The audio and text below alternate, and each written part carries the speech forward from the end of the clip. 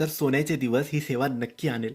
तुमच्या सर्व मनोकामना नक्की पूर्ण करेल. तुमच्या जीवनातले सर्व दुःख, दरिद्री, गरिबी, संकट, अडचणी ही सेवा दूर करेल. कारण स्वामींची सेवा ही फळ दिल्याशिवाय राहत नाही. फक्त ती सेवा मनोभावाने, विश्वासाने आणि श्रद्धेने तुम्हाला करायची असते. ही सेवा स्वामींना सुद्धा प्रसन्न करेल आणि लक्ष्मी मातेला सुद्धा प्रसन्न करेल.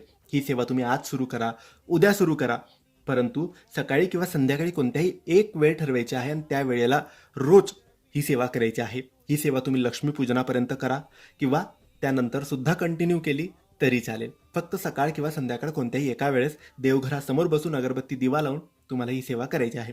पहिल्या दिवशी जेव्हा तुम्ही सेवा कराल तेव्हा तुमची जी इच्छा आहे, जी प्रार्थना आहे, जे मागायचं आहे ते मागा आणि मग रोज ही सेवा सुरू करा. रोज मागायची गरज नाही. या सेवेमध्ये तुम्हाला 4 गोष्टी करायच्या आहेत. पहिली गोष्ट, तुम्हाला लक्ष्मीला प्रसन्न करण्यासाठी श्रीसूक्त एक वेळेस वाचायचे आहे, जे की नित्यसेवा या पोथीत दिलेलं आहे. दुसरं, तुम्हाला एक माळ जप